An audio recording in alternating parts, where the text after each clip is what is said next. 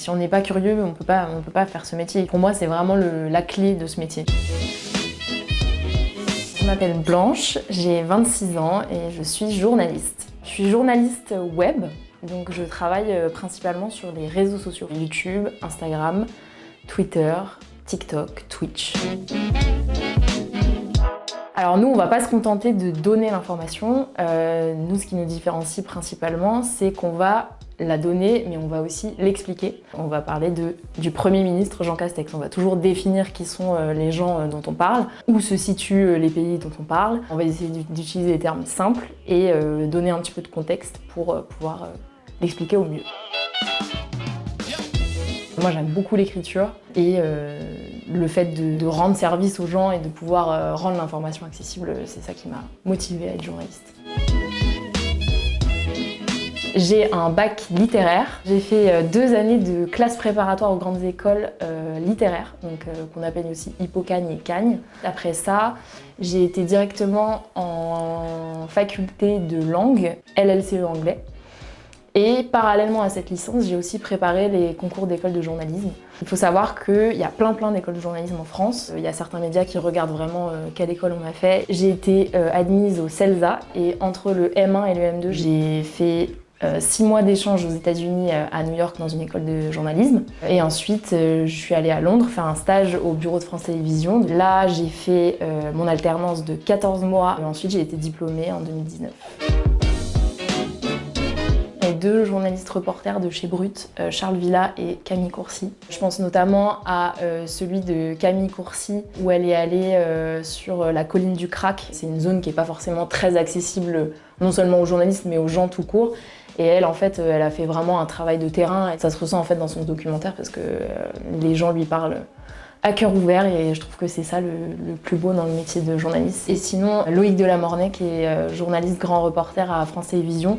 C'était mon maître de stage quand j'étais à Londres et il m'a beaucoup impressionnée, notamment sur sa capacité à faire des directs et des duplex sans rien préparer. Il fait des directs devant des millions de téléspectateurs tous les soirs sans notes, donc c'est très impressionnant. C'est un journaliste qui m'a vraiment marquée et qui m'inspire encore aujourd'hui. Quand on trouve une information sur internet, on double-check avec un 2e article, un 3e article, et encore plus quand on trouve sur les réseaux sociaux des informations, il faut toujours les vérifier. Et de temps en temps, on fait des fautes aussi, hein, comme tout le monde, on est des êtres humains, ça nous arrive, mais du coup, on essaye de l'éviter au maximum. Et le premier conseil que je donnerais, c'est d'être très curieux. Parce que si on n'est pas curieux, on n'est pas journaliste en fait. Ça sert à rien de se lancer là-dedans.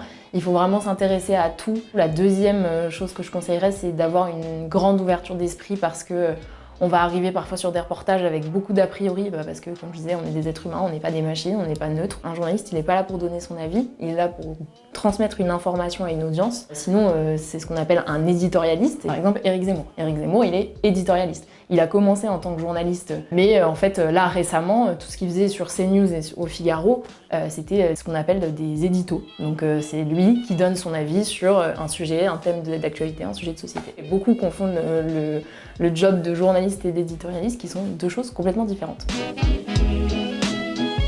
Je pense que ça peut être une bonne chose. Je vais commencer par les points positifs. Je pense notamment au journaliste Taha Bouafs. Il s'est fait connaître en filmant Alexandre Benalla en train de frapper des manifestants le jour du 1er mai 2018. Il n'était pas journaliste, c'était quelqu'un qui était sur place, qui filmait la scène. Et maintenant, il a sa carte de presse, il est journaliste aux médias. Alors il est journaliste engagé certes, mais il est journaliste. Il y a beaucoup d'informations qui circulent et nous justement chez Hugo Décrypte, c'est ce qu'on essaye de combattre un petit peu. En tout cas, les infos que nous on poste sur Hugo Décrypte, elles sont vérifiées. Le conseil que je donnerais aux gens qui regardent, qui trouvent des informations sur internet et particulièrement sur les réseaux sociaux, c'est de ne pas se fier à un tweet, un post sur Instagram ou un post sur Facebook. Le Figaro, France Info, l'AFP, etc. Si eux en ont parlé, normalement, sauf grosse erreur, mais c'est très rare, normalement c'est bon. en août 2020. Il y a eu une explosion sur le port de Beyrouth, la capitale du Liban. Nous, à ce moment-là, on était à Paris, on était 3 chez Hugo Décrypte. 3 jours plus tard, on était à Beyrouth. Partir un peu du jour au lendemain, déjà, c'est pas donné à tous les journalistes. Au final, on a fait, je trouve, un des plus beaux reportages qu'on ait fait sur Hugo Décrypte. J'aimerais bien continuer à développer Hugo Décrypte au maximum et essayer d'être un média encore plus grand, qui prend encore plus de place. Curiosité, pour moi c'est vraiment la clé de ce métier. Si on n'est pas curieux, on peut pas faire ce métier. Il faut absolument être curieux parce que sinon en fait on s'intéresse à rien. Et il y a tellement de choses qui se passent partout en France, enfin, même à côté de chez nous, mais aussi dans le monde, que ce serait dommage de s'en passer.